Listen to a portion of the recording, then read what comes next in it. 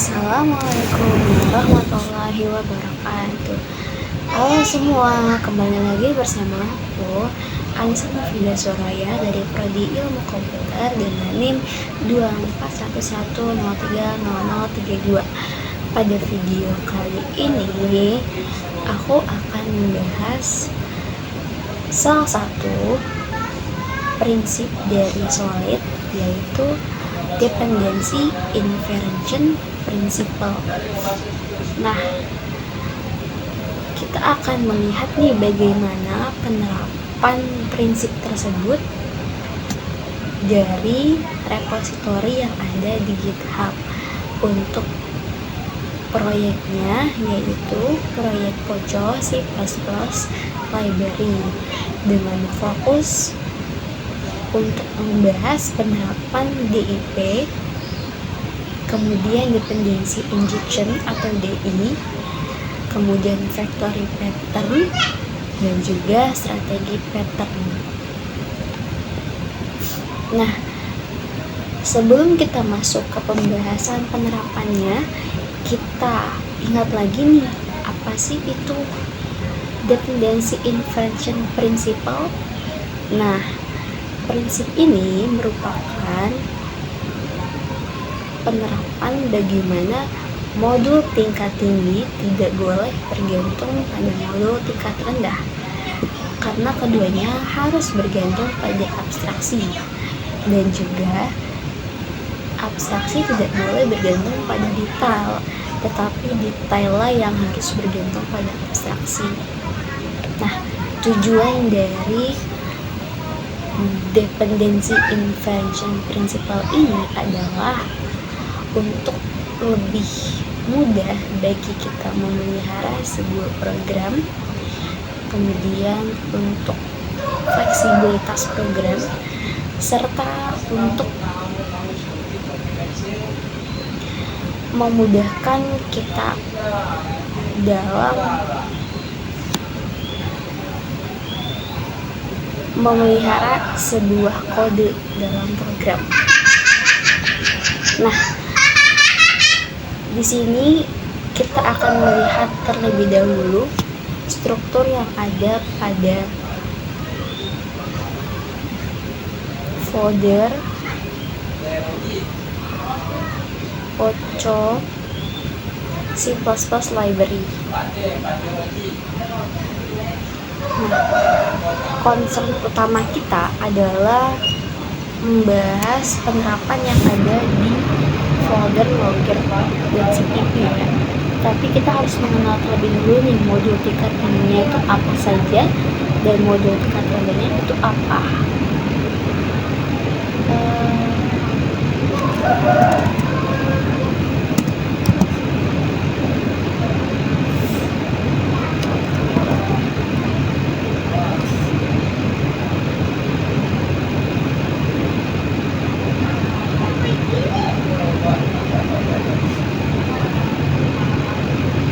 Nah, di sini logger merupakan interface utama atau modul tingkat tinggi utama atau abstraksi utama, dan logger.cpp merupakan implementasi dari interface logger. Kemudian nanti di folder logger.cpp juga ada modul tingkat rendahnya, yaitu modul channel. Nah, untuk implementasinya itu adalah channel.cpp gitu. Selain itu juga ada login registry, itu nanti salah satu penerapan factory pattern itu ada di sana gitu. Tapi kita akan membahas penerapan DIP terlebih dahulu ya.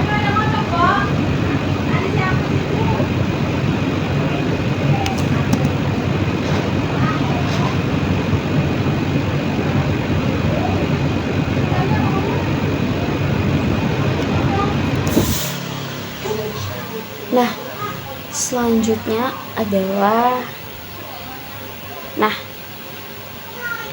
Di sini di logger.cpp itu yang di-include itu seperti ini.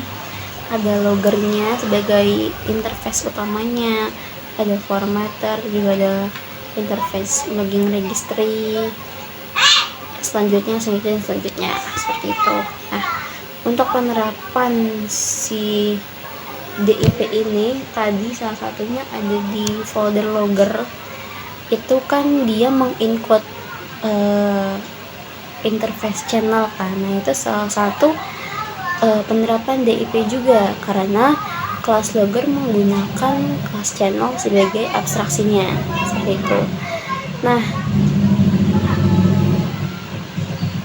di sini kita juga bisa melihat salah satu contohnya lagi nih, yaitu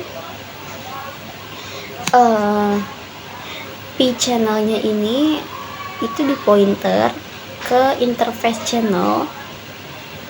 Nah, nanti kelas loggernya ini tidak tahu nih detail implementasi dari channelnya, karena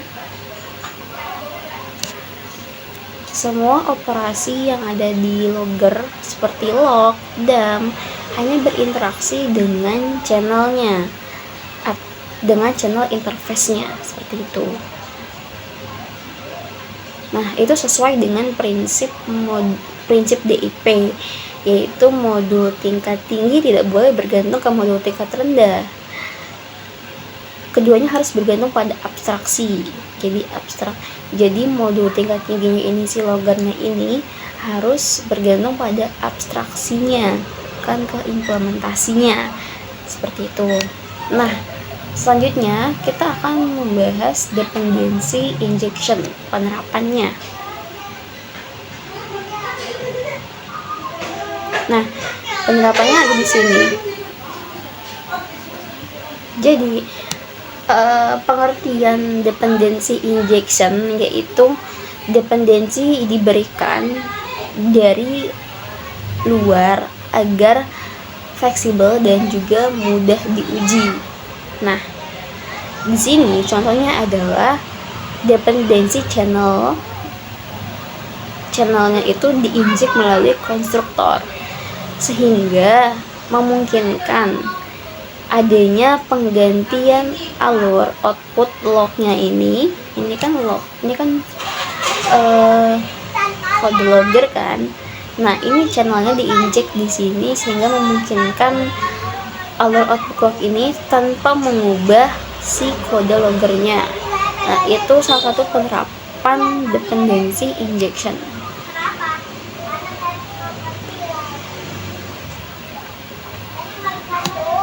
Selain kita menginjek channelnya, kita juga bisa menginjek file channel atau remote channel dan lain-lain, karena ini fleksibel ya, karena dia kan menggunakan penerapan dependency injection, seperti itu. Nah, selanjutnya adalah penerapan strategi pattern. Di sini itu ada di, nah ini strategi pattern merupakan prinsip yang dimana behavior dinamis diubah saat runtime menggunakan interface.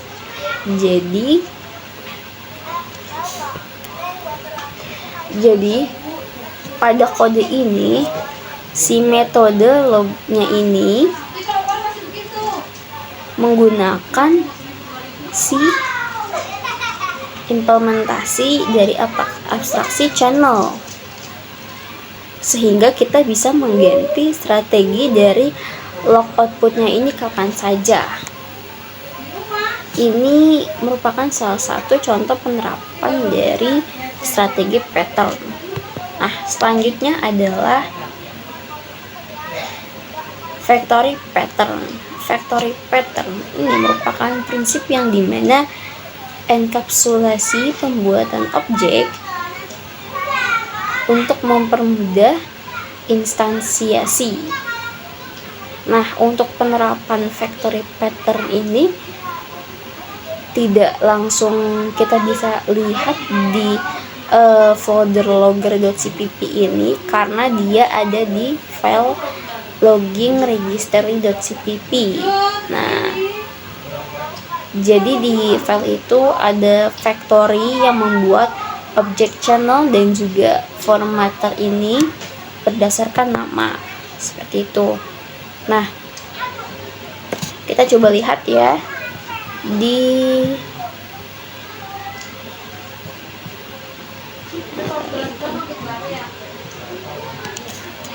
kita coba lihat contoh penerapan factory patternnya ini di login registry.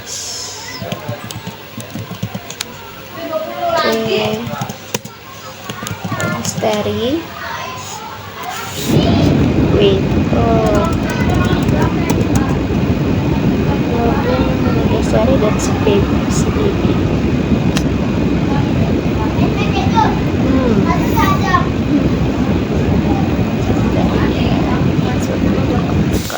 Nah, kita bisa lihat salah satu penerapannya itu di sini. Nah, contohnya itu ini ya. Nah, ini merupakan salah satu contoh penerapan factory pattern. Nah, dengan registry seperti ini, si aplikasi programnya ini bisa membuat channel menjadi lebih dinamis dari konfigurasi. Ini seperti ini ya. Nah, itu merupakan contoh penerapan dari prinsip dependency invention principle, yaitu salah satu prinsip dari 5 prinsip solid ya. Nah, prinsip dependency invention principle ini sangat penting untuk program berbasis objek seperti itu karena lebih memudahkan programmer untuk memelihara code programnya, seperti itu. Sekian dari saya untuk video kali ini tentang penerapan DIP. Kembali lagi nanti di video selanjutnya. Wassalamualaikum warahmatullahi wabarakatuh.